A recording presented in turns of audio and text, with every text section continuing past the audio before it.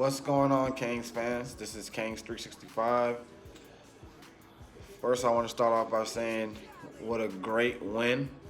Very good win, big win for Coach Manny Diaz. And it's a lot to talk about. But first, I want to start off where we came out ready to play. Manny had those guys ready to play. Like I said in the preview, it wasn't much for him to say. It's rivalry week, it's FSU week, so it wasn't much for him to say to get those guys ready. You know, most of the guys play with each other. There's a lot of family between both teams, so you know, a lot of chit chat and talking all week and all year. But I want to start off with the offensive line first of all. Offensive line probably played their best game, and not only that, to go with the offensive line, Jaron Williams looks more comfortable back there. He's stepping into his throws, and he looks more healthy. And he's throwing that deep ball, man. A lot of people say he couldn't do it, but I mean that deep ball looks pretty damn good. And he's hitting those receivers on stride. You know, early we go to Jeff Thomas. I mean that's sending a message right there. You know, so offensive line played real good. Run blocking still needs some help, but you know FSU has big Marvin Wilson in the middle. So their run, their defense against the run is pretty good. They're ranked pretty high in the ACC against the run, but against the pass, you know, we exposed them.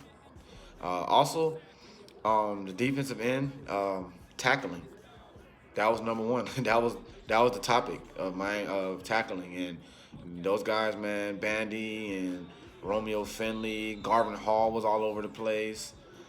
Tackling was very good, and of course the obvious, Greg Rosie. I still can never get his last name right, but number 15. We're just gonna call him the Freak. Um, man, 8 tackles, 5 tackles for loss, and 4 sacks. I mean, what a hell of a game by him. Just individually, took over that game. Miami had Miami had 9 sacks. That's the most sacks FSU has allowed in school history. The previous high was 8, and Miami just got 9 sacks today. So, like I said in my pregame video, dominant D line. That's what we needed. I think the D line is getting better. The interior is getting better. The rotation with Nesta Sylvia in the game. Number one, he looked very good. That's promising to see for the future. And number 91, Jordan Miller, is getting some playing time. He looked very good. It was a series where he just dominated by himself, making solo tackles. That's big when you can make solo tackles and tackles for loss. That is very big right there. So, Manny Diaz, I'm gonna just say Manny Diaz, even though he's not the defense coordinator. That defense had Manny Diaz all over it, man. So it was great to see Bubba Bolden finally got his first turnover chain. I have no word on him yet to see if he'll play against Louisville. I hope he's back, but right now the defense is playing lights out, man. And I like the play of our receivers. They caught the ball today. They made plays. D. Wiggins, they made a big play. That was pretty much the icing on the cake. It was great to get those guys back. Jeff Thomas came back. Finally made a big play for us to start the game off. Had Michael Pickney back. It was good to see him back. And, of course, it was good to see DJ back in there and getting a touchdown and doing what he does. So, overall, man, just a huge, big win. 3 straight now against Florida State. That's 3 straight against the rival.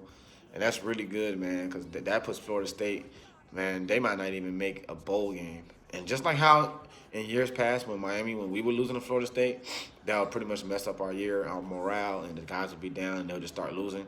I think the same thing will happen to Florida State, man. It's going to be a big mess down there, which is great for us because there was a lot of recruits in that game, and those recruits are all over Twitter, giving the little eye look to Miami. So, man, that's another win right there. Not just blowing your rival out, but getting the recruits. And they see how the FSU fans is, how they was bad-mouthing Willie, and you don't even know if he's going to be there. And it's just a lot of things going on there that we can win over these recruits, man. So, overall, my prediction was UM 27, Florida State 20, because it's always a close game. I was half right. The game ended up being Miami 27, Florida State 10. So, and they only scored unconventionally. They scored on a wildcat the whole series. So, just man up, they couldn't do nothing with us, man. That D line is dangerous, man. And everybody's coming back besides Scott Patchman, who doesn't even start, and also you have number 20 Robert Knowles is not coming back, but he doesn't start. So, man, just imagine next year everybody's coming back, man. Offensively too, besides KJ Osborne, everybody's pretty much coming back. So, man, I think we can finish off this year strong, man. Win the rest of our games. See how the Coastal play out. We still have, I think it's saying we have like a 35% chance to win the Coastal. So we'll just see how that plays out. Let's just handle our business, win out, and win our bowl game and go 9-4. Almost 10 wins. Not a bad season, So I really like how things are going, how the program is going right now with the young guys. And they're growing up before our eyes, and it looks like we finally have a quarterback. We're back on this quarterback topic. It looks like we finally have a quarterback that's growing before our eyes. He's moving in the pocket, getting his feet set, and just letting it rip, man. So I hope you guys like this video. Leave some comments, and again, touch down on that subscribe button, and it's all about the you. And you guys have a great Saturday night.